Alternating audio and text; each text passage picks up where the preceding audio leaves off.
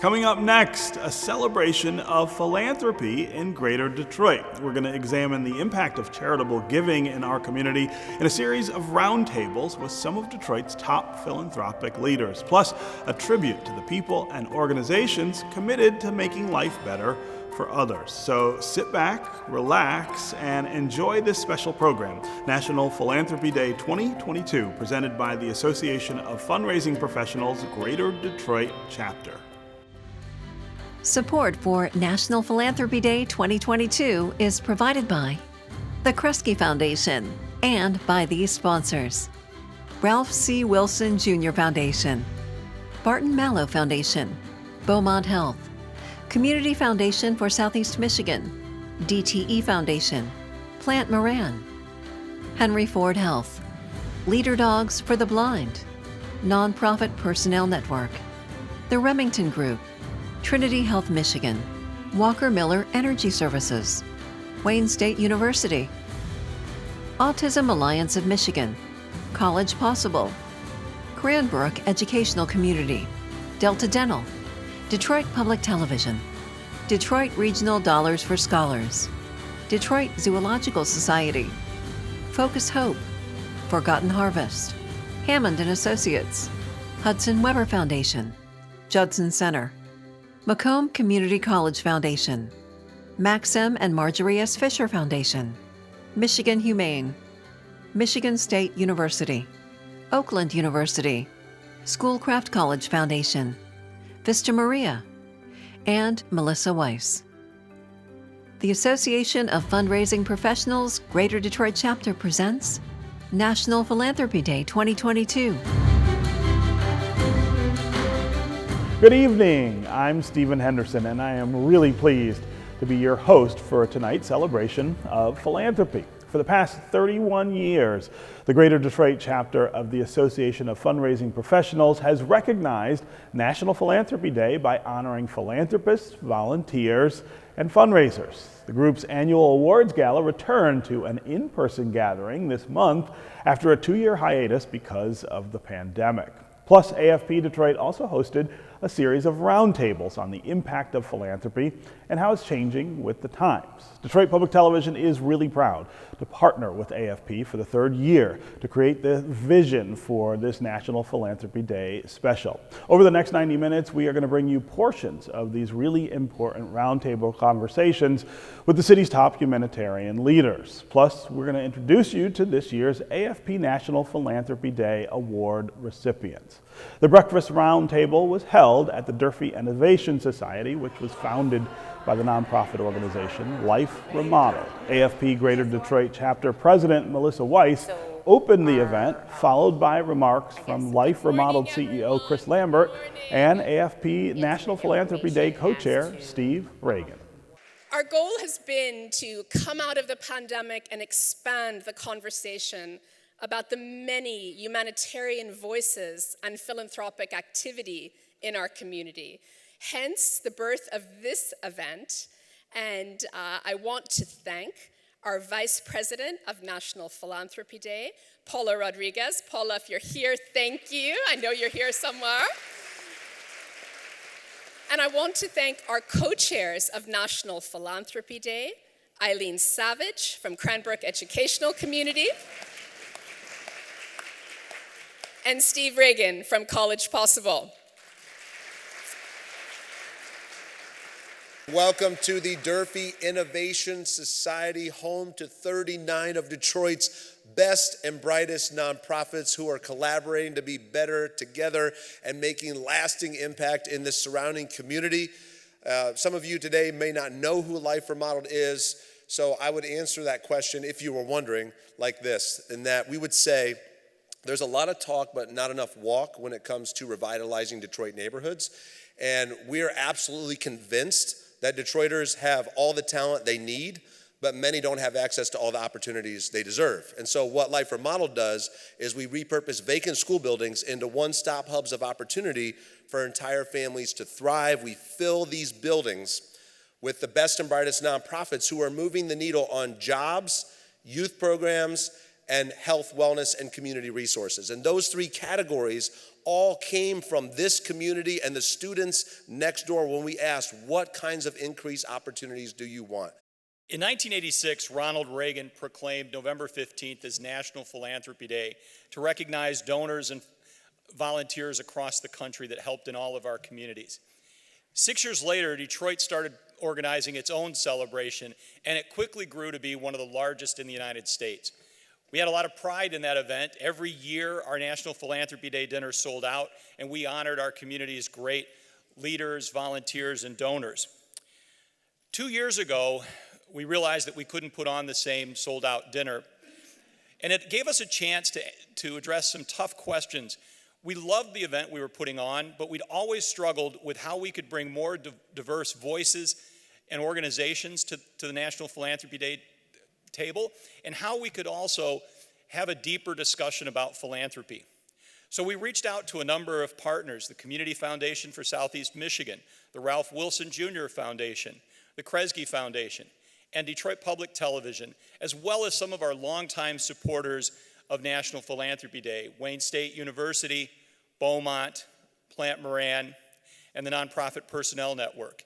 And they helped us come up with an idea to turn National Philanthropy Day into a TV program where we could have a deeper discussion and do more storytelling about the work of the people we were honoring.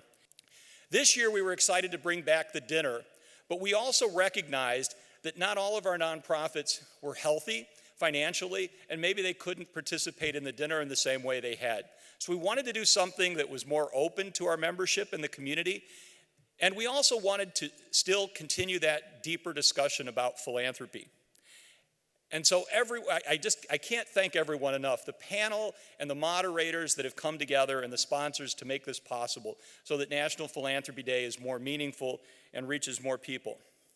The first roundtable explored the changing role of philanthropy in Greater Detroit. The panel was moderated by Sean Wilson of the Boys and Girls Clubs of Southeastern Michigan, and it featured Wendy Batiste Johnson from the Community Foundation for Southeast Michigan, Laura Graneman with Rocket Community Fund, Dawn Lyman of the Barton Mallow Foundation, Angelique Power from the Skillman Foundation, and Terry Radigan with General Motors. I want to kick things off because you guys are doing amazing work in the field. So I want to give you a moment to brag on what you're doing. So we can just start with Laura, work our way down, but give us a little insight into what you're focused on, and then brag a little bit about something that you've recently done that you feel is really driving impact. So I lead the Gilbert Family Foundation and the Rocket Community Fund. The Rocket Community Fund is really deeply invested in housing stability here in Detroit and also across the country. And then we work very collaboratively with the Gilbert Family Foundation to execute a $500 million commitment that we made to the city of Detroit, the people of the city of Detroit, over the course of the next 10 years. So we're very collaborative together, working towards one bigger picture vision.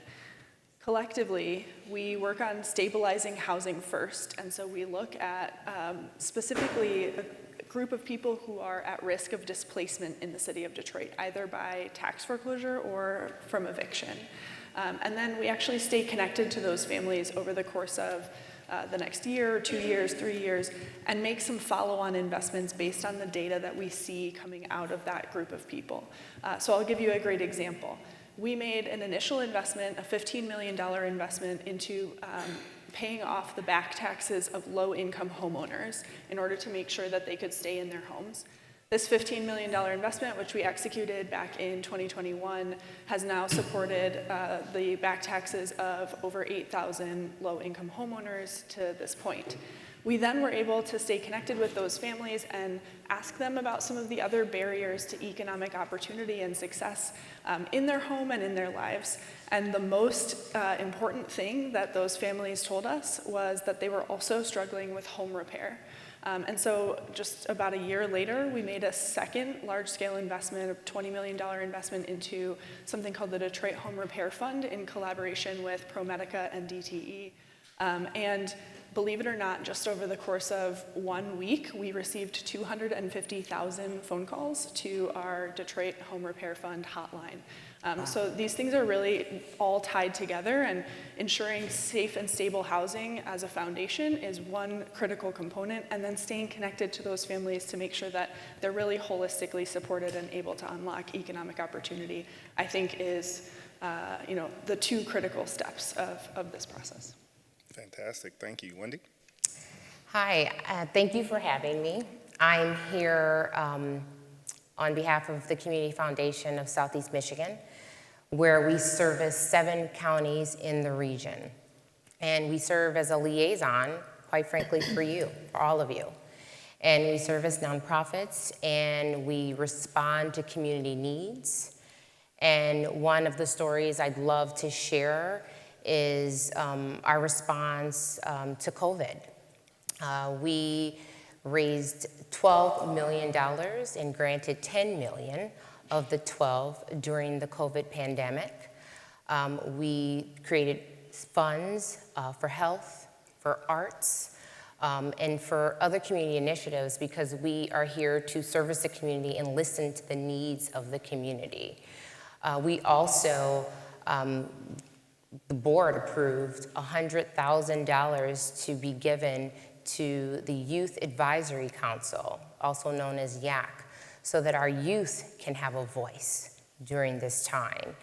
And they can then review grants that could be given in communities in the Southeast region that impact them and impact the communities.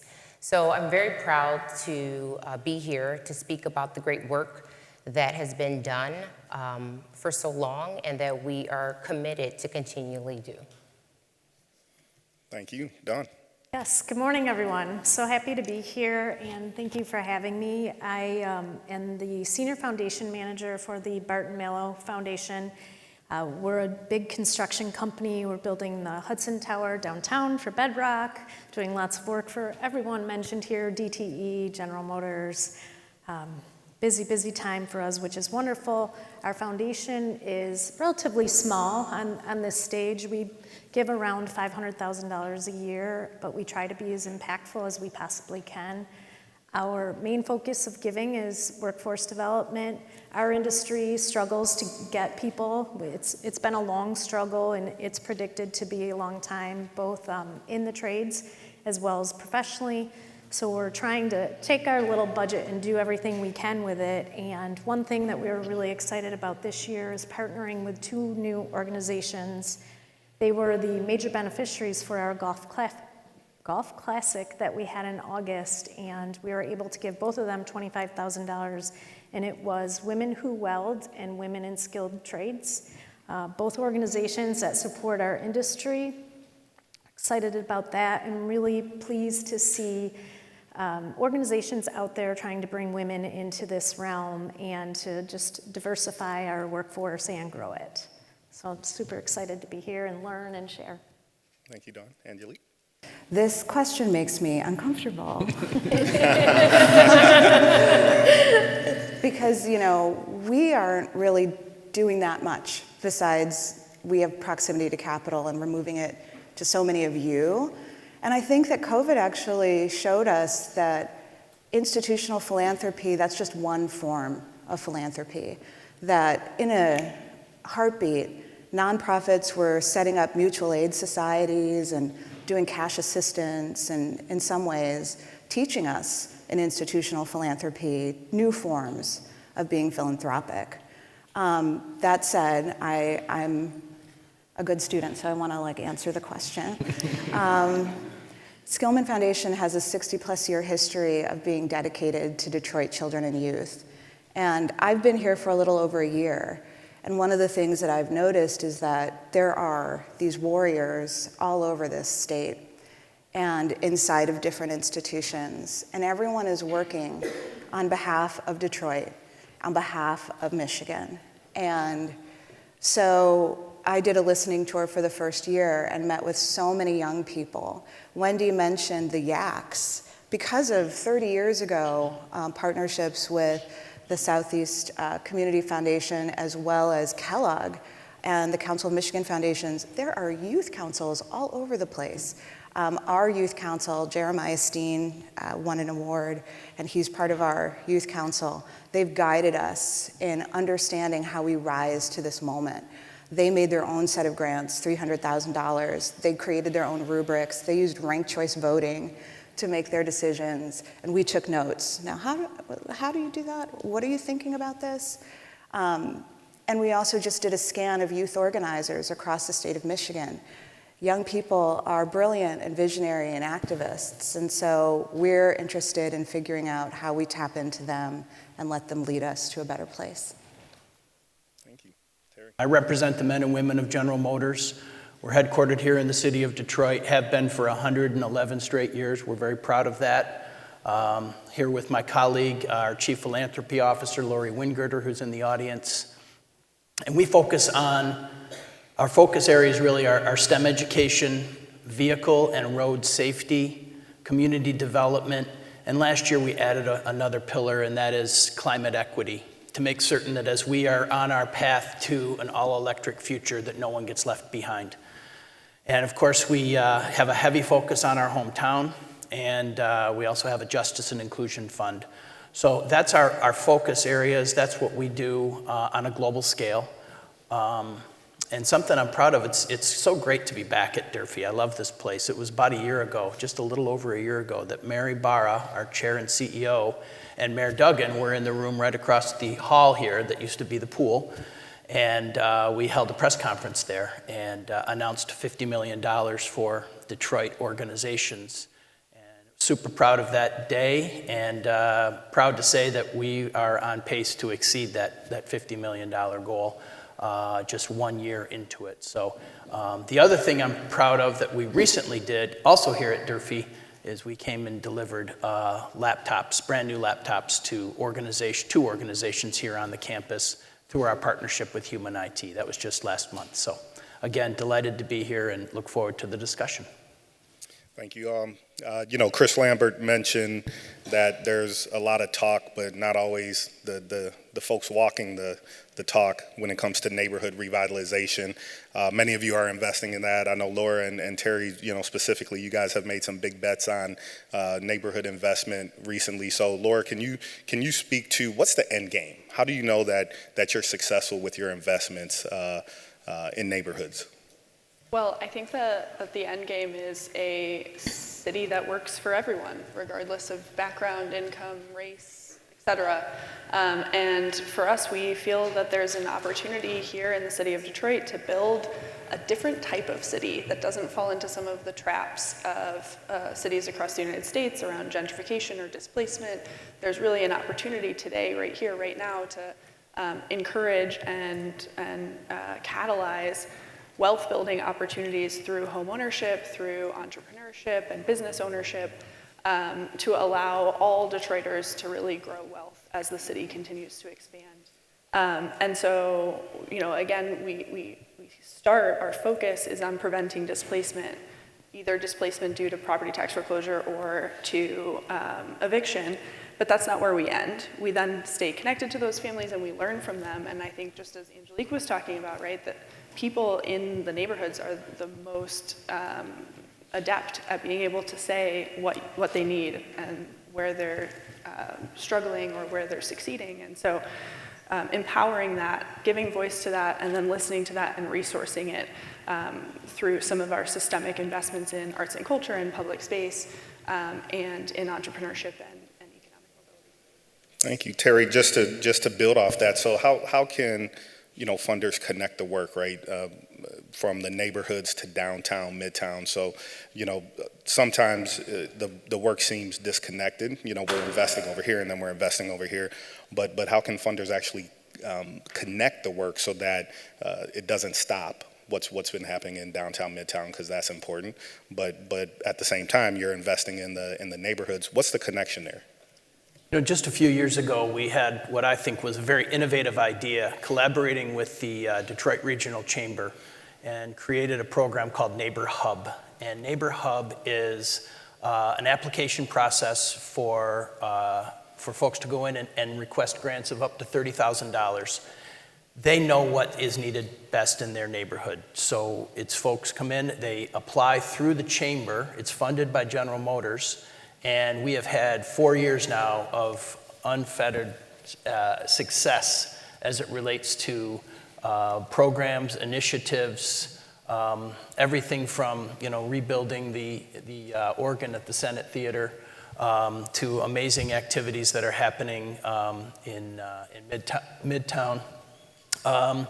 We've given away through that process, I think $1.3 million in just a few years. So that's a way for smaller organizations that might not fit exactly within our focus areas to still make an application to GM indirectly through the chamber.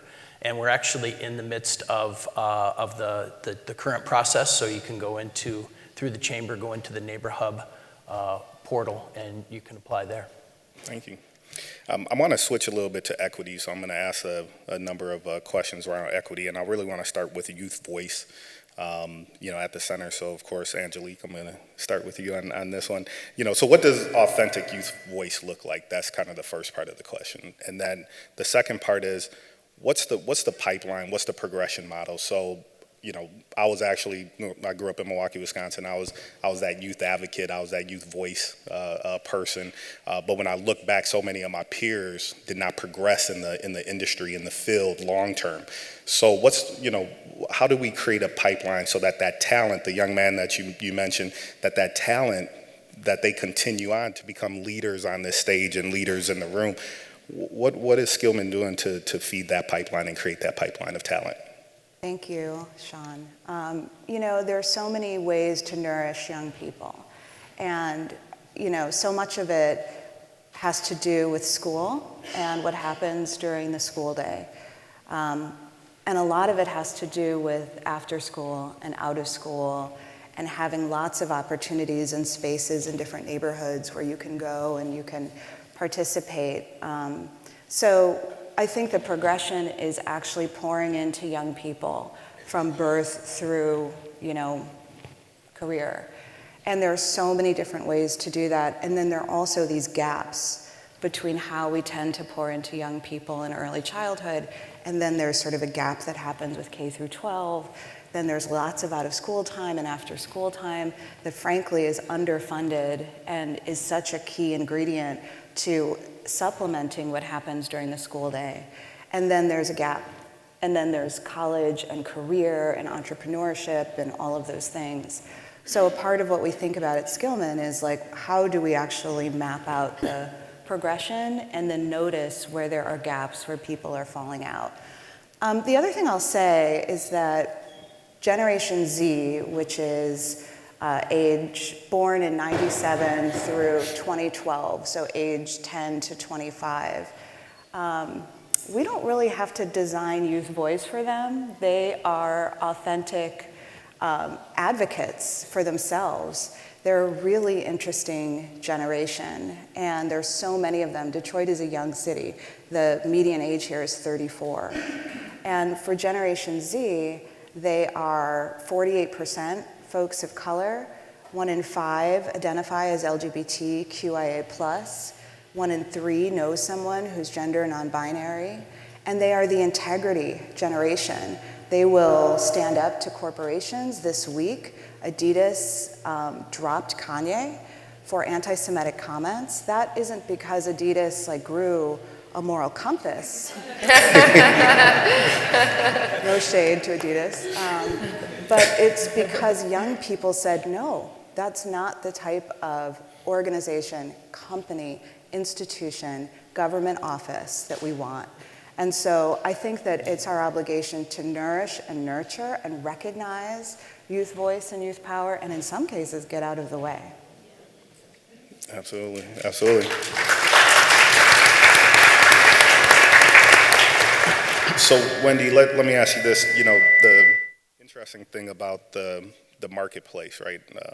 Especially youth serving marketplace, if you will, is that there's often a chasm or a rift between large nonprofits and small nonprofits. There's almost this competition, right, but between the two orgs, which I think gets in the way of collective impact.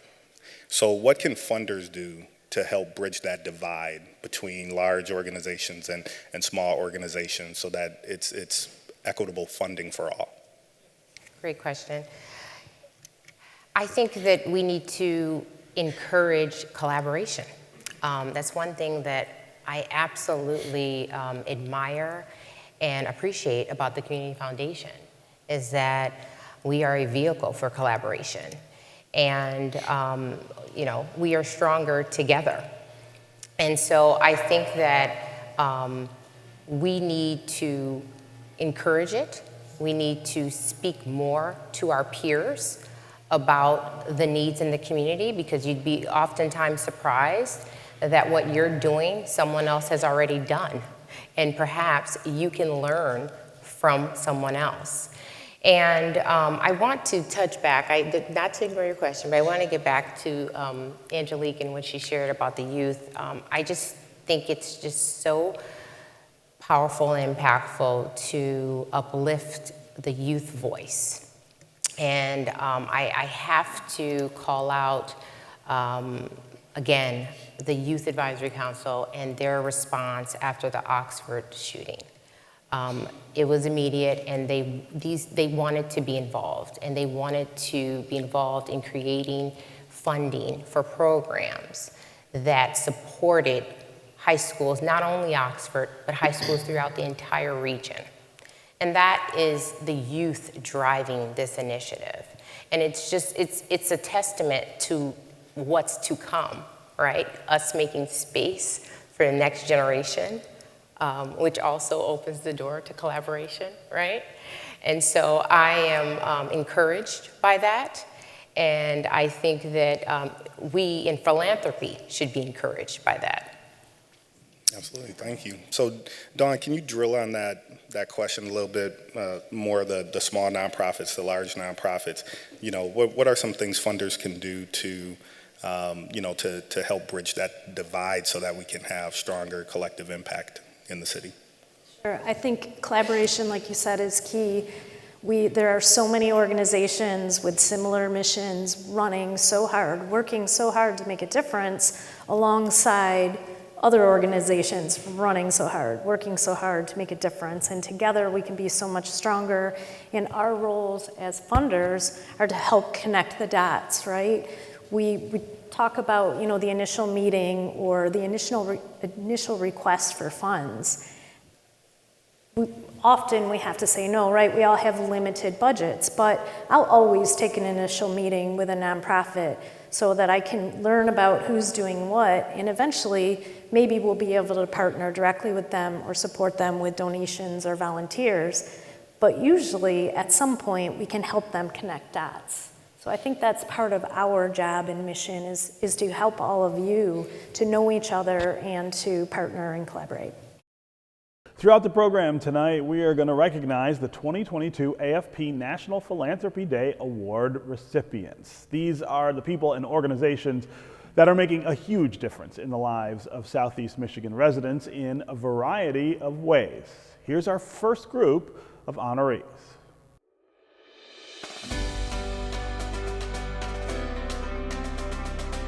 When I first met Carla Walker Miller, she had recently become a supplier to DT Energy and asked if I could mentor and coach her. Of course I said yes to Carla. And it wasn't long before Carla was my teacher and coach. She helped open my eyes to the systemic challenges that smaller, minority-owned, women-owned businesses face. I'm so impressed with how she has handled her family, her time, her community service. She doesn't mince words, she's very gracious, and because of that, people really listen when she speaks. She has constantly reminded us that while these challenges exist for people with disabilities, the challenges for people of color, on top of having a disability, are even greater. And it's really driven a lot of our work and our strategic framework over the next 10 years. I think there's so few impact organizations in the Detroit area that haven't been touched by her influence. And I think that's just amazing.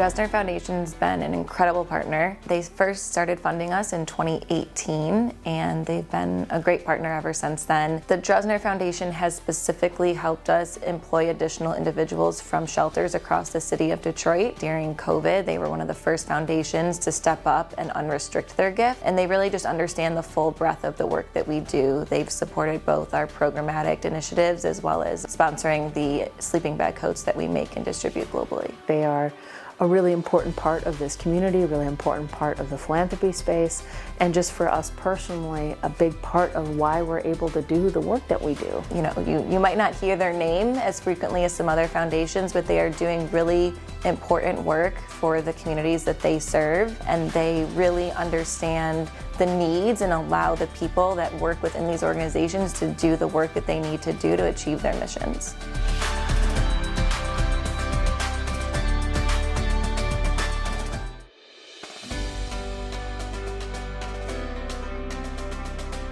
They are instrumental in golf outing every year in the School of Engineering and Computer Science, where over 7 years, we generated over $1.5 million to support student scholarship. If any student, low-income family, regardless of their gender or where they come from, if they qualify for the Pell Grant, they can come to Oakland University School of Engineering and Computer Science, free tuition and room and board. And this is because of that golf outing. DTE is not just a utilities company for gas and electricity. I really think they do a lot for the city of Detroit. They do a lot to the local communities. And without DTE, I cannot afford scholarship for our student or the student guarantee for the Pell Grant recipient to go free tuition and room and board at Oakland.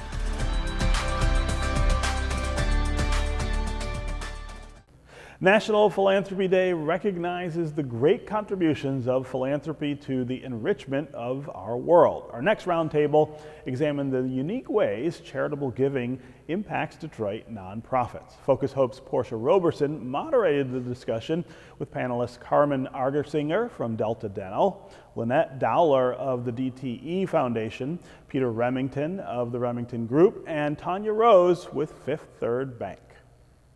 One of the things we've been talking about is how this is still a little bit of a celebration of philanthropy. So let's start off with some good news. What are some of the recent examples of the impact your work is having with nonprofit communities in Detroit? What are some of the things that you feel like you're doing well, and what partners do you want to shout out? And I'll start at the end down there. Golly, it's really hard to pick any specific organizations in the city. We work with so many, including Focus Hope, which we cherish our relationship with you. No pressure, no pressure. La said, Detroit means business. I think one of the pride points for the DTE Foundation, I was just sharing this with some of my colleagues here, is we just made a grant to all 45 domestic violence shelters in the state of Michigan. And thank you. We've invested over $2 million with supporting domestic violence survivors, and just really proud of that work. And oftentimes, the individuals that are in that situation and the organizations that support them, they just don't get a ton of support. So really, really proud of that work, and happy to help all 45 of those shelters. Thank you. Sure. So what I'm super excited about is Fifth Third made a $32 billion commitment initially just prior to COVID, and when COVID hit, we were able to increase that commitment to $40.6 billion to really fill in a lot of the gaps that we didn't really think were there, and they got uncovered by COVID.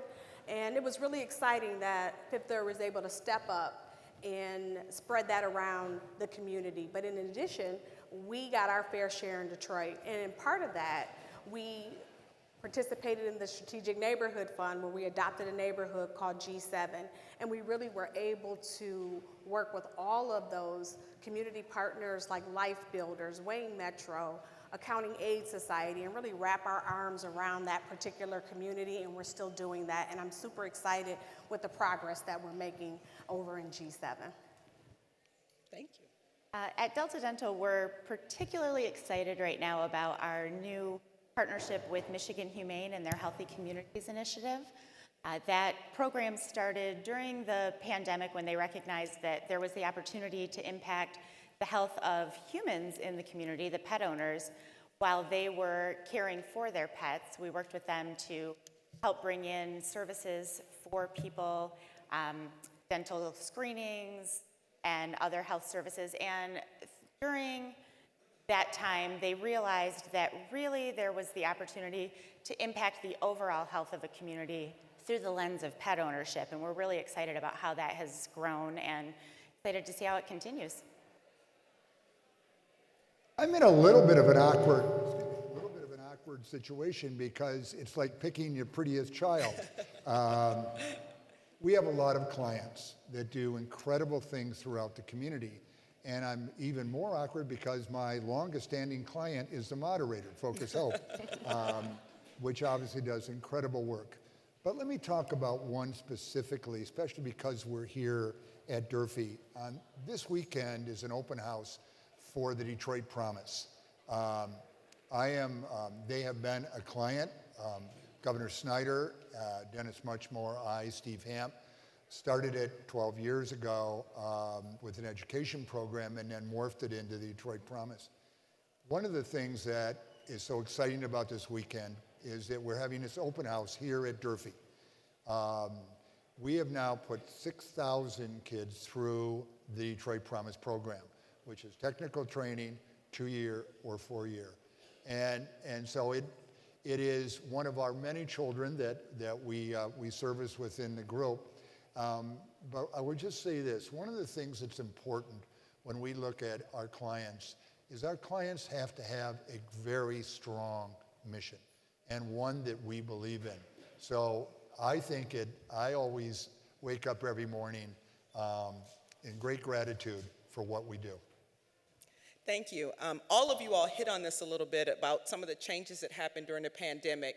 And Peter, I know you've seen many, many transitions at Focus Hope over the years.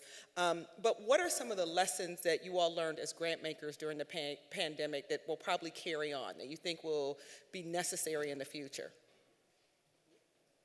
Because of my, I'll put it mildly, longevity in the business, 5 decades, I've watched this town go through a little bit of everything. I started in the business in '72, 5 years after the riots, and watched what was happening in Detroit. And I watched it go through recessions, auto strikes, the great recession of '08 and '09, and then the pandemic. And guess what's always consistent about Detroit is they're there to give. So what happened in the pandemic, the CEO of DTE made calls and raised incredible amount of money and got thousands and thousands of iPads for students within Detroit. And so many of the funders participated in. This town comes together when there's a problem. And we're about to go into, according to CNBC and everybody else, we're going to go into a recession. We're in very volatile political times. But you know what? Philanthropy will always be strong in this city. That's exactly what I was going to say, Peter. Like the learning coming out of COVID, really at 3. One is the power of philanthropy working together. The example of the 50,000 laptops for DPSCD, standing up Detroit Means Business, providing, masks and hand sanitizers all across our city. There's just so many examples of how the collaboration of philanthropy is secret sauce in our city in a huge, huge, huge way. The second thing that I would say is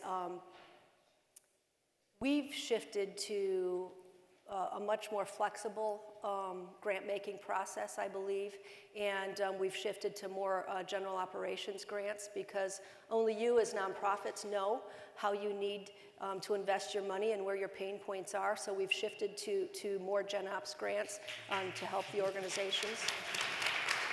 I think we all appreciate that. Yeah, and then the last thing, and I'm not going to say this is the most important thing, but I think it's the thing that we cannot let go of, and our philanthropy was really focused on social justice. And the thing that I was really worried about, I don't want us to like jump in and then set back. Like we were very purposeful in really dissecting our process to make sure that we have social justice built into our, and DEI built into our process from start to finish, so that there won't be episodic investments, but there will be consistent and purposeful investments in that space. I think that's huge because so many of us saw in the nonprofit space promises being made about what we were going to do going forward after the murder of George Floyd. And there's been some concern and some questions about whether those promises have been met. And so I'd like to have you answer whether you think those promises have been met or what are the next actions that need to take place in order to keep giving to those organizations to do that kind of work and that are in that space. Yeah, I can only speak for our organization is we keep pushing. Yep. We keep pushing to assure the promises are met, and sometimes it's just as much, it's just enough to ask organizations how you're doing. What are you doing? And I think that some of the work, like Hudson Weber is helping lead a really significant initiative around social justice. We can't do like one shot here and one shot there. Like let's work on it holistically, and I think that'll make the difference from a long-standing perspective. And some of the things that we've done that is quite unique. We have selected members from our nonprofit agencies to go to Harvard University to study a little bit. And not just to Harvard, but to Case Western. There are several different organizations that we have selected key members to participate in a 2-year program, and we're investing in those organizations so they can bring back the knowledge that they've learned right to our community. And we had 6 different nonprofits in the city of Detroit. So we always make sure that we get our fair share in Detroit. And I'm super excited to see what they're going to bring back to our community and really make an impact and a difference. The digital divide through COVID was absolutely earth-shattering for everyone. Technical assistance was something else that we knew that small businesses needed.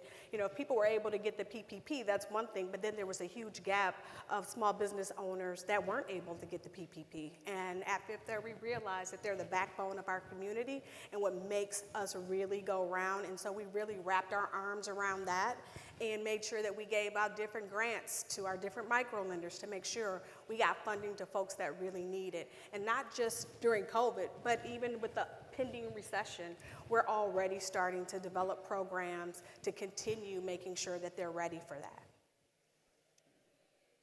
I think one of the things that we saw during the pandemic was increased and better communications with our nonprofit organizations. I mean, let's be honest, in the beginning, none of us knew what we were doing. And so we were reaching out to all of our nonprofits to say, okay, what are you doing and how can we help you? And what we heard from that, I think, shaped definitely our approach during the pandemic, but I think also moving forward. And that was that they needed a little bit of grace. They needed a little bit of understanding on what staff size looks like and what they're capable of doing in terms of both the application process and the reporting on the back end. And so that allowed us to look at what are we asking for, especially in the reporting. Certainly we need to know, what are you doing? Is it working? Are our dollars being used in the best way? But what are we doing with all of the questions that we're asking? Do we need all of that information? And could we maybe make the reporting and the application processes a little bit more streamlined, especially during the pandemic when we knew that many of you lost staff and you had one person wearing 5 hats. So I think that, that was a big change, and I think we've taken that knowledge and tried to carry that forward. Even as we're coming out of the pandemic, staff is increasing, but do we need to go back to those larger reporting forms and application processes? Not. You've highlighted on a really important issue that I know probably many of us have faced, is how we work going forward, right? Because we got so used to working remotely, bringing back staff, how many days are appropriate, whether anyone wants to come back 5 days a week, whether anyone will come back 5 days a week. And so I'm wondering from a grant-making perspective, are you considering the idea that many of the nonprofits need to be supported in the IT and HR space, because we're going to continue to need to build up those resources so we can operate in a very different way than we did 3 years ago. So if you could give some thoughts on that. That's a huge question. I think we're still settling out. I think we're still settling out in the space of what does it look like with return to work. And one of the things that I advocate regularly, and my staff probably gets tired of hearing about it, is our job not to be to sit in the office and look at each other. Our job is to be out with all of you. And so in a sense, COVID has really, I think, been a springboard for making sure that our teams settle in your shops, visiting with you and talking with our teams as opposed to being in our shop working with one another every single day. So I think it's going to continue to be a hybrid. I would also say with respect to needs of organizations, nonprofits that need places to work, it seems as if there are so many co-locating flexible locations, but we haven't created a nice web to know where all of them are. And I think that's something that we need to really think about, is how do we get some kind of a process so that we can see where all the co-locating opportunities are, so that just makes it easier for the nonprofits to move in and work in that space. Peter, you want to address that a little bit?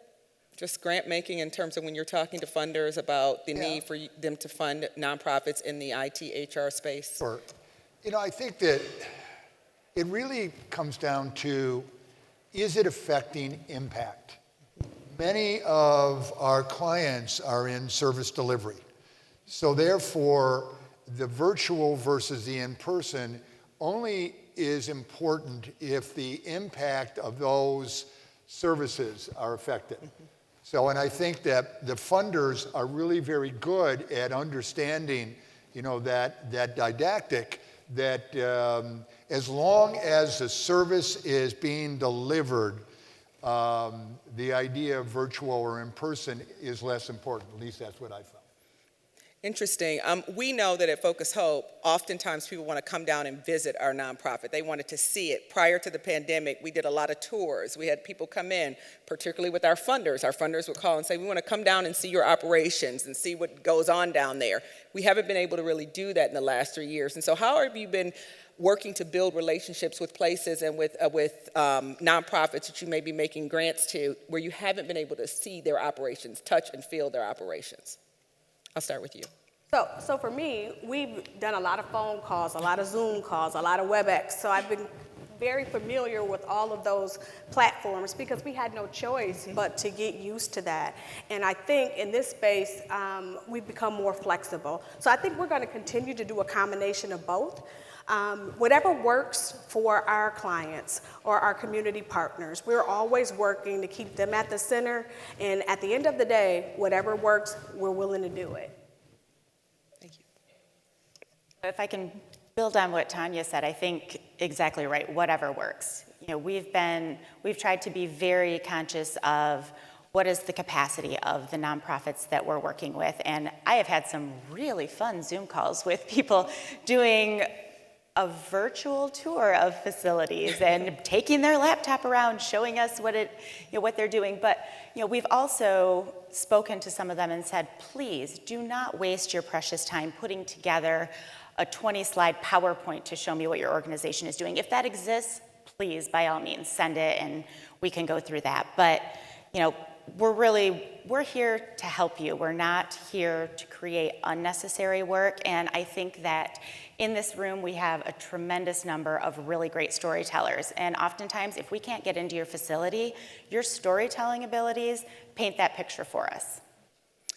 I know, again, at Focus Hope, we rely so much on volunteers, right? They come down, they help us with our food boxes, they deliver for us. I mean, we're in a space that was built on volunteerism, but all of that changed during the pandemic. People could, again, not come down to Focus Hope or many other places to do that volunteer work, and corporate volunteerism was huge for us. And so I answered many questions over the course of the pandemic from Cranes and other places about what was the hit that we were taking with corporate volunteerism. What are you all seeing? Are you seeing people start to return to wanting to do that? Because it wasn't us just that benefited, the corporations benefited in the sense that many of their staff and colleagues wanted to do this work and looked forward to their day of service. And so what are you seeing in terms of people coming back and wanting to get more involved in that? Are you starting to see people come back? Yeah, volunteerism is run out of my organization, so I get to see the metrics every single week. Our aspiration is to have 5,000 of our employees out volunteering every year. We're at 3,640 year to date. We're coming on to the holiday season, so we'll be doing a ton of volunteering over the holiday season. So what we're seeing at DTE is our employees want to get out there. They are getting out there, and our nonprofits are hungry for their support. I would also say a really big shift for us in volunteerism is we're not doing as much in person. There are a lot of organizations that need things put together for them, that we can gather up all the products and package them up in our shops and send them to them, or write letters to seniors, or check in with seniors in a remote sort of way, as well as troubled youth. We write letters to troubled youth to encourage them and inspire them. So I know that our vision around volunteerism used to be like probably 95% hands-on in the shop. It's probably shifted to 70% hands-on in the shop and 30% kit builds and reaching out either electronically with mail or phone calls to individuals that could use a voice checking in on them. And I know Delta Dental has come down a number of times to Focus Hope as well, so I'll have you speak on that a little bit too. Are you seeing more people wanting to come back down and volunteer, or are you still doing some things remote? We definitely are seeing a return to in-person volunteering.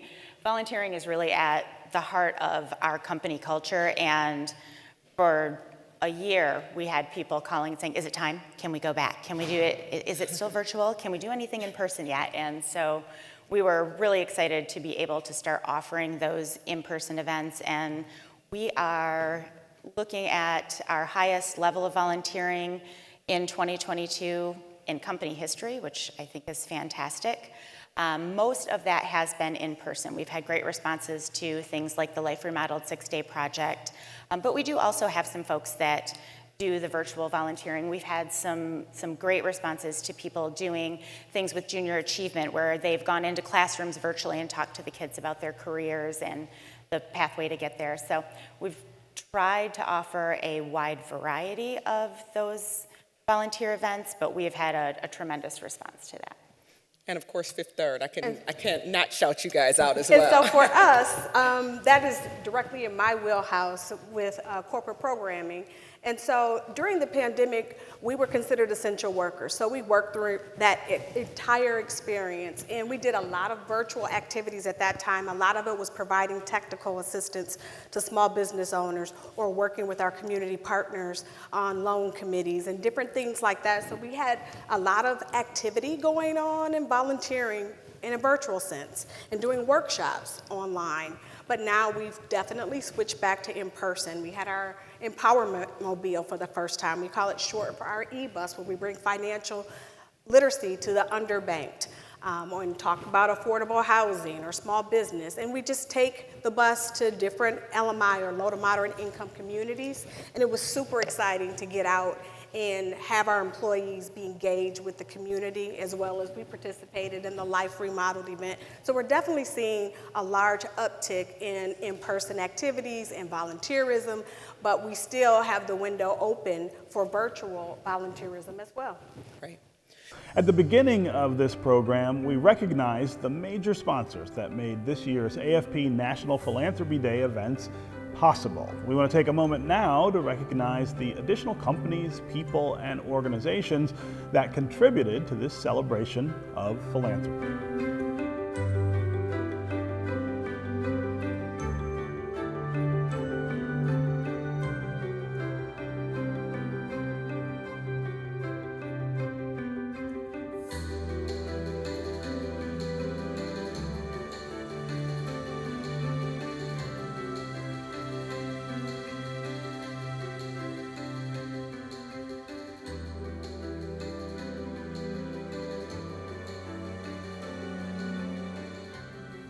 Now let's continue our tribute to this year's AFP National Philanthropy Day honorees and the impact they have made in the community. Here is our next group of award recipients.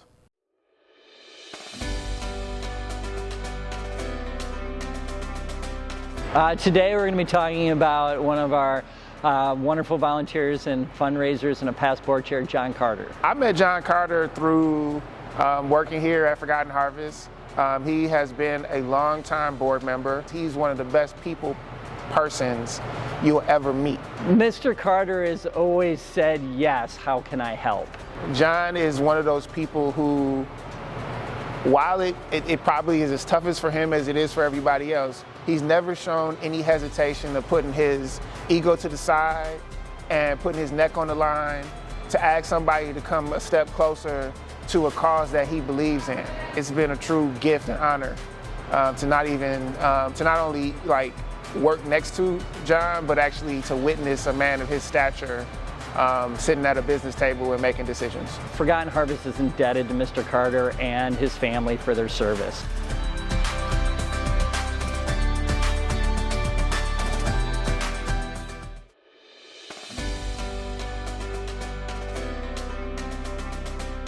Well, I first met Dave, remarkably, over 2 decades ago. I was a medical staff leader here at St. Joe's, and he had just joined the development staff as director of major gifts. I was just struck by who he was and his ability to relate to people. The one project that immediately comes to mind is our most recent couple years where we entered into the pandemic and everything shut down. You know, Dave and the team looked at it and said, how can we as fundraisers help in this situation?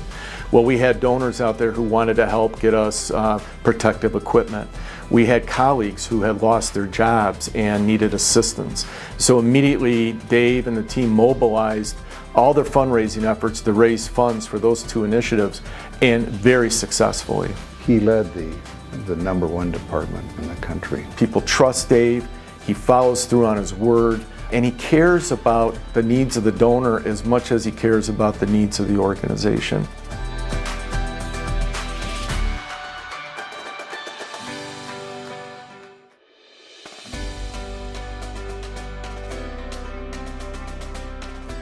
Jeremiah is a product of the plethora of Detroit youth who want to actively see change and who are actively working towards that on a day in, day out. Jeremiah Steen is a key collaborator and thought partner of mine. Every room, Zoom room or in real life room, Jeremiah enters. He makes the conversation more thoughtful. He brings fresh, innovative ideas, and he constantly lifts the moral compass of any project that he works on.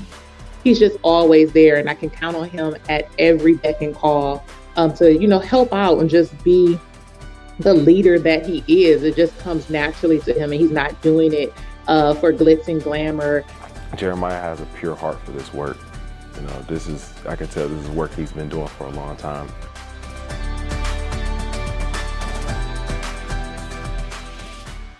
Our last roundtable tonight was inspired by AFP Detroit's IDEA Committee. Now, IDEA stands for Inclusion, Diversity, Equity, and Access, and the chapter has long promoted these values in the nonprofit community and the fundraising profession. Carla Young from the Cranbrook Educational Community led the discussion with panelists Tanya Griffith of Oakland University, Dustin McClellan from the Pontiac Community Foundation, Melissa Pena with the Detroit Institute of Arts, and Regina Sharma from the Detroit Justice Center. So I'd like to start having our panelists share with you their stories from an educational institution, an art museum, a community foundation, and legal services and advocacy organization. And to speak a little bit about the journey in IDEA and your organization and your own work that you're doing in those organizations. How have those principles been a part of your journey? My journey, in short, starts with graduating from a high school in the city of Detroit. I was born from teenage parents, and I was literally the first one to graduate from high school in my family. And now I have a daughter who's completed her first year of PhD as a statistician. So I saw firsthand inequities. And while I was in high school, education became so important to me. Abject poverty was something I didn't want. I couldn't dance, I couldn't act, couldn't sing, any of the things. I wasn't athletic, but I was smart. And I knew getting an education would get me out of poverty. So I've transitioned into a higher education institution because someone believed in me. Someone said, you should go to college. College was not on my radar. Graduating high school was.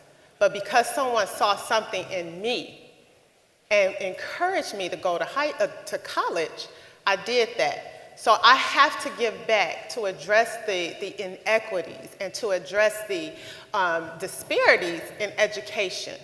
And that's what we're doing at Oakland University through various mechanisms. We're we're partnering with organizations and companies and corporations to invest dollars into creating equitable spaces for children, students of color, and students from diverse backgrounds, from the LGBTQIA community, from the indigenous population. We really need to create a sense of belonging.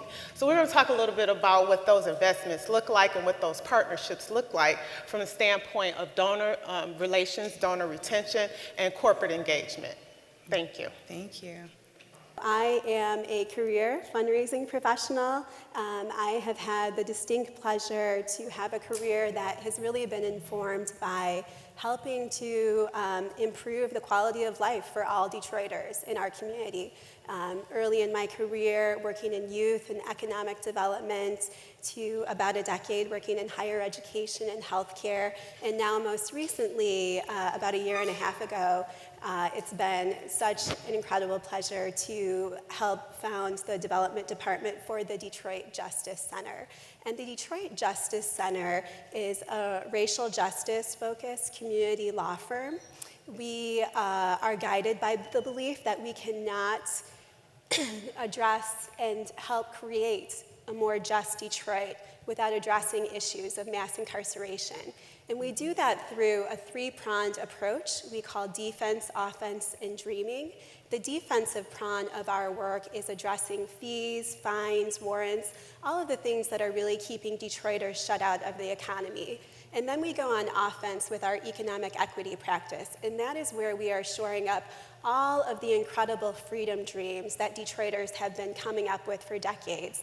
Things like worker-owned cooperatives and community land trusts. And then the dreaming part of our work is helping to fulfill all of these dreams we have for our community as freedom dreamers. We know that it is not enough to just talk about what we are tearing down in terms of mass incarceration, but also to focus on what we are building up and helping to pilot solutions that are replicable across the country, things like restorative justice and divest, invest work. And so one of the reasons that I'm here with you today is really to talk about what we have done at DJC. We are Black-led, we are women-led, we are queer-led. Our staff reflect the diversity of our community. And so some might assume that by nature of the diversity of our makeup, that these issues don't impact us in the same way. But the reality is, we know in all of our organizations that white supremacy finds a way to show up. We know that in all of our organizations that bias exists, that prejudice exists. And so really looking forward to talking with you more about how we've addressed some of those challenges internally in our culture, but also in how we show up for the community. I've worked in the HR space for about 20 years now. And throughout my career, I've also always had a passion for making sure that as employers, we can create the best employee experience for our team, regardless of their background, and really making sure that we're allowing them to contribute with all of their talents and their diverse backgrounds to the mission of the organization. I've worked in nonprofits my entire career. Really unique at the Detroit Institute of Arts. When I started there 4 years ago, the team had already started on their idea journey, But one of the things that I noticed early on was that we needed more structure in that to be able to move that forward for our team, and also look at how that would impact the visitor experience for the visitors who come to the Detroit Institute of Arts. And so early on, I don't know if I was voluntold or if I asked for the responsibility, but wanted to really put some structure around that work, and we put together an idea steering committee to help guide that work. We chartered that committee so that they would understand what their roles and responsibilities were. And we also hired an inclusion, diversity, equity, and access director. And we talked about that a lot on where that would live. And so that position sits within the talent and culture team and partners very closely across the organization. But the structure is really helping us to be able to solidify the work and ingrain it in our culture and really make sure that we are doing things that are sustainable. And I'm really excited about sharing some of those with you today. And Carla, you mentioned our stories. You know, when I am so blessed and privileged to be on a stage like this, I can't help but think about where my journey really started. And that was when I was 7 years old as a young person living on the east side of Pontiac in a very challenging environment. Single parent home, exposure to all of the economic and substance abuse challenges you can imagine. And it was a local, community-based, faith-based program that through mentorship, after-school, weekend programs, literally changed the trajectory of my life. And I wouldn't be on this stage if it wasn't for that organization and also for those early moments. Fast forward, I had the privilege of serving as director of that program for 8 years and working very intimately with children and families throughout Pontiac, but also I think realizing the real challenges I navigated as a young person, realize these overarching systemic issues that our community has faced for a really long time. And so that's what led us to launch the Pontiac Community Foundation 4.5, almost 5 years ago, with a mission of building a brighter future for Pontiac by engaging philanthropy, leadership, and collaboration to tackle Pontiac's most pressing issues. Let's dive into a little bit of the how. How have these values, inclusion, diversity, equity, and access, shown up in the structures, in your work, in your organizations? What does it look like in each of your organizations? I can share that it has several layers, right? So we're talking internal in terms of at Oakland University. We understood that our student body is growingly, increasingly diverse, right? So we want to create a sense of belonging for our students, and not only students, but within your workplace. You want to create a sense of belonging. So what does those investments look like? That means that students have a space where they can be their authentic selves. Same thing for the workplace. Is there a space where I can be my authentic self? A lot of corporations come to us. Obviously, our work product is our students, the graduation of our students. Our students at Oakland University, over 90% of them remain within southeastern Michigan, which means they're investing in the economy. So those companies, they come to us to recruit our students. Well, my question to the companies are, what does your BBL look like? Not your Brazilian butt lift, your budget, your board, and your leadership. What does that look like? Is your board diverse and reflective of the community you serve? Do you have a budget line item filtered directly to inclusion, diversity, equity, and access? Is your leadership reflective? Even if you're recruiting our students at a ground level, is there a pathway to the C-suite? So all of those mechanisms play a factor in the investment. And I've been fundraising for a really long time, not gonna say, but a very, very long time. But the conversations are almost always leading with diversity, equity, inclusion, and access, regardless of the programming.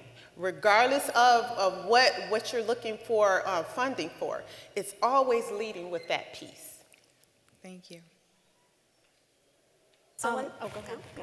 At the DIA, we have had a very unique opportunity to incorporate inclusion, diversity, equity, and access throughout our entire organization. It's included in our updated strategic plan. It's included in our core values, our job descriptions, our performance reviews, our recruitment process. So we've been very intentional to incorporate the principles of IDEA, the competencies of IDEA in everything that we do, so that our team really understands that this is something that is important to the organization, and it's also something that we're going to hold everyone accountable to.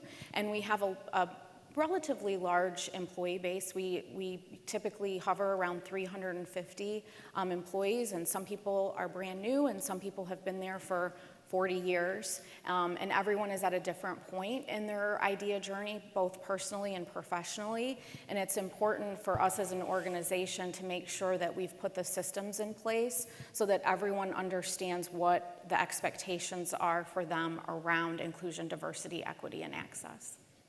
Thank you.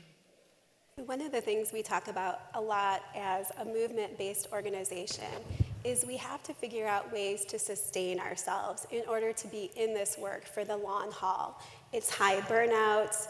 There are a lot of impacts from our attorneys and social workers of secondary trauma. And so what are we doing internally to assure that we're caring for our team and embedding those concepts of IDEA? So some of you may also be familiar with the acronym JEDI-B, and so similar to IDEA, but it's justice, equity, diversity, inclusion, and belonging. And so one of the things that we did over the last year is to implement a really long-form JEDI-B policy, 26 pages of text that is not just a document, but really something that we live our values by, that everyone who is part of the organization hasn't just read this and signed it and sort of passed it along and filed in the back of the memory, but it's something that we all abide by and live our true values through every day. And acknowledging also that, as many organizations, as we were talking about in the green room today, suddenly in the last few years, everybody has a chief diversity officer, right? Where were those people? Where are those people who've been doing this work for decades, like Carla? And so we want to acknowledge that, hey, even in our work as focusing on supporting justice-involved clients, that we were late to the game. We were a 4.5-year-old organization, and we just implemented our JEDI-B policy a year and a half ago. And so acknowledging to our clients, to our internal staff, that we all have work to be done in this space is really critical. Thank you. Yeah, I think the interesting thing about our organization is because we are so young, we have the ability to develop and create a brand new culture, and a culture that meets the community and the world we're serving in the midst of. And I think that when we talk about IDEA, it's easy to assume that a Black-led organization probably has it figured out. And the reality is we have to work just as hard as every other organization to ensure that there's equitable access and inclusion for everybody. And that is not just at a staff level, but it's also at a board level. It's at a donor level, and I can feel our Vice President of Development, Summer Brock, coming through me right now, but ensuring that everyone has a chance to be a donor, and not just those that have a high net worth, but everybody can be a donor. Hearing from our community, every person, and not just the loud voices, but those that customarily are not at the table. And so all of those inputs inform who we are as an organization and who we desire to be as an organization.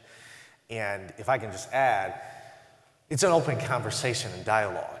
So we're continually having these conversations. It's not just a policy or not just something that's on a sheet of paper, but it's something we talk about so that it's a culture we're living by as an organization.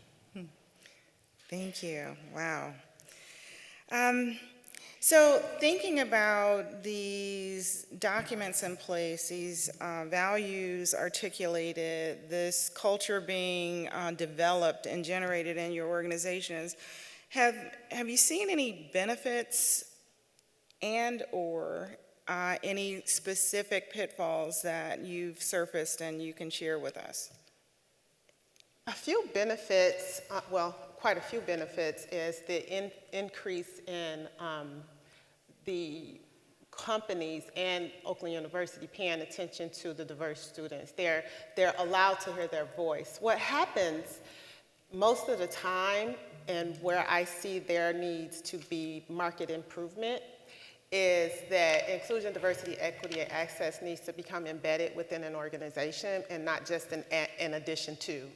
It needs to be a part of your mission, your company mission, not your organization's mission, not just, okay, these are our side goals and this is the mission of that goal, because everything you do leads to the mission of the organization. So I think there is like really some work to be done across all levels here when it comes to that. We didn't arrive here overnight and we won't get out of this overnight. What I fear is that a lot of the talk and the engagement is very performative. We had the murder of George Floyd, and then everybody instantly reacted. Well, this has been going on longer than anybody in this room. And so what we should not do and what we need to think about is take a step back. Is this performative? We mentioned chief diversity officers. It's a buzzword now. Well, we all are chief diversity officers if we're talking the talk and walking the walk. So there is some work to be done, I would say, across industry, but it's a great start talking about it everywhere we go. The fact that we have it here as a panel discussion is 100% the right direction. Additionally, I would say we shouldn't have to have this as a separate panel discussion, right? So, there's work to be done. It's exciting, but there's a lot of work to be done. Thank you.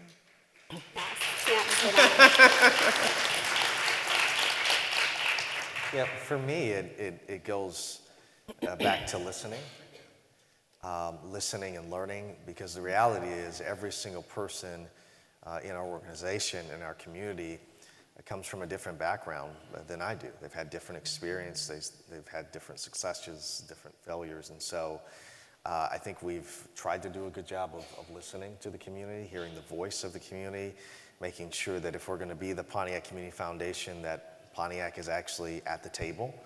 And I think so often our black communities, our urban communities, have had things done to them and not with them, or done for them and not really hearing what they desire. And so I think that's kind of this underlying current is, do we have that open door to listen as leaders, as staff, as board members, but do we also create that access for the community to be a part of that? And I would think that we've done a pretty good job of that. What's been a real challenge, honestly, that I've seen with our staff, because we work so hard to have Pontiac residents as a part of our staff and board, those that are not Pontiac residents, sometimes we have to make sure that they get to be a part of the conversation about the future and everything that's happening, because they're part of the community and have contributions to make. And so, this is a well-rounded conversation that has to be had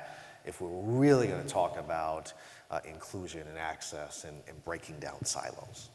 And to amplify that, internally with our team, that's one of the things we've really learned over the past 3 years, is to really sit down and listen to what the staff need and want. And I think it's easy to walk in and say, let's put in place a diversity training, or let's have some diversity events. And some people may really resonate with those types of things, but other team members are looking for other things. And, we learned that our part-time employees were looking for more benefits, so we figured out a way to make that happen. We learned that our teams wanted to hear from our leaders more. They wanted to make sure that they felt connected. So all of our senior leaders hosted roundtables that anyone could come to and ask them questions on the spot. We supplement our workplace inclusion survey with facilitated conversations, and we trained our leaders to facilitate those conversations with their teams, and they weren't always easy. And sometimes leaders are hesitant to have those conversations, but it was important for us to hear what our teams needed and to put in place what they needed, rather than trying to put in place something that we thought would help improve the culture. So So to that point around really listening to what your employees need and what they're asking. So for us as a team that is really focused on tearing down the criminal punishment system, it isn't just work we do every day, but for the majority of us, it's our own life. We have family members who have been justice involved, who are returning citizens, who are currently incarcerated. And around the time of the beginning of the pandemic, when COVID was raging in our jails and prisons, we went to work internally too, and we asked our team, what do you need in order to be able to show up every day, knowing the many millions of things that you have going on outside of how you show up here at DJC. And so one of the things we did that I really think is connected to IDEA, though it goes sort of more holistically into progressive benefits, but is adjusting to a 4-day work week. And not just a 4-day work week in theory where you cram 40, 50, 60 plus hours into 4 days, but a really intentional 4-day work week where it is noted in our emails that we are closed on Fridays. We have a policy that asks that you not communicate with your colleagues past 6 p.m. or before 8 a.m. so that we can assure that we are committing to work-life balance. We also knew that we needed to have additional progressive benefits beyond already having a really intentional progressive PTO policy. We expanded so that we had an unlimited COVID sick bank. So you weren't eating up your sick bank because you had a family member who had COVID or you had COVID. That was unlimited time that you could take off to make sure that you were really able to support your staff and be able to show up as a professional in the way that you needed to. We also implemented recharge weeks. So beyond what our staff already had access to in terms of vacation and sick time, 1-2 weeks per year, biannually, that were the entire organization was closed. And so you weren't taking time off, but coming back to an inbox full of questions from your colleagues. The entire organization was closed, and we all used that time to really recharge and address some of the issues that we have as a staff around vicarious trauma. Now we have our final group of AFP National Philanthropy Day Award recipients, along with the organizations that nominated them for this esteemed honor. Take a look.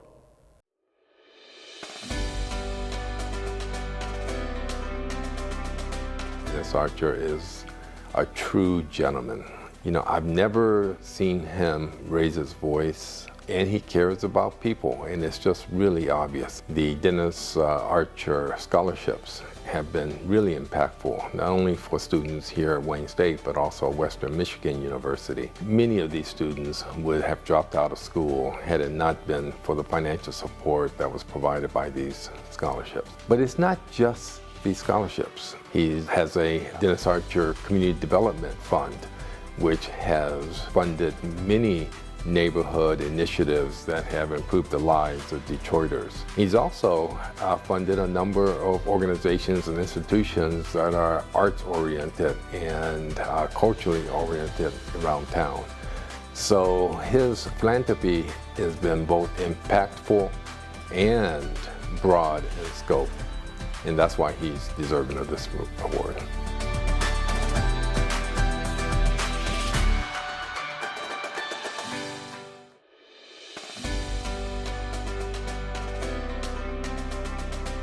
So Chuck Stokes epitomizes everything that the Neil Shine Award is all about, but in particular, his role with arts and culture in the state of Michigan.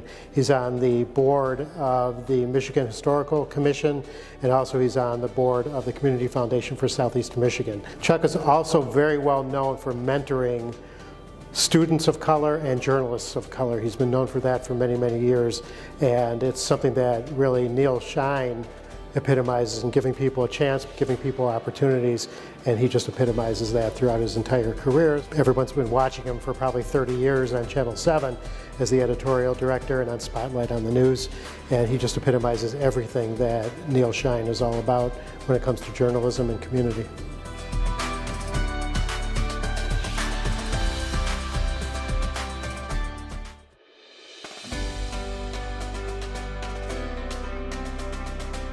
So I met Ben actually on this board here at the YMCA. So I joined the YMCA board, boy, longer ago than I can remember now. Ben has always been a big believer in the Y and the Y's mission. I think Ben is one of the most generous, kind, and approachable people I've ever met in my life. Well, when it comes to philanthropy, Ben's my North Star.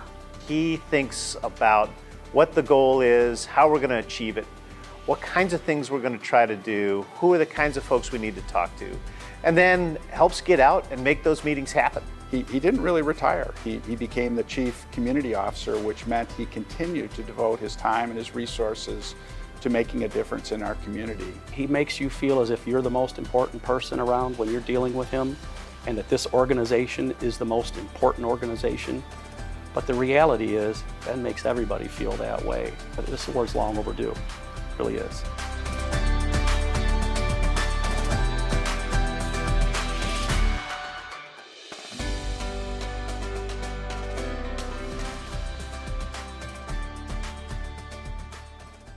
Congratulations to all of the AFP National Philanthropy Day honorees. You can read more about them at npddet.org.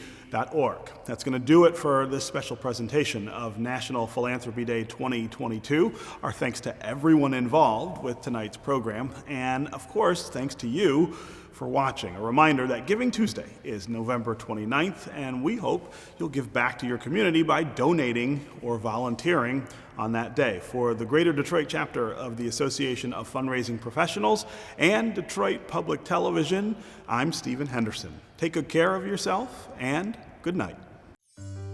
Support for National Philanthropy Day 2022 is provided by the Kresge Foundation and by these sponsors: Ralph C. Wilson Jr. Foundation, Barton Mallow Foundation, Beaumont Health, Community Foundation for Southeast Michigan, DTE Foundation, Plant Moran, Henry Ford Health, Leader Dogs for the Blind, Nonprofit Personnel Network, the Remington Group, Trinity Health Michigan, Walker Miller Energy Services, Wayne State University, Autism Alliance of Michigan, College Possible, Cranbrook Educational Community, Delta Dental, Detroit Public Television, Detroit Regional Dollars for Scholars, Detroit Zoological Society, Focus Hope, Forgotten Harvest, Hammond & Associates, Hudson Weber Foundation, Judson Center, Macomb Community College Foundation,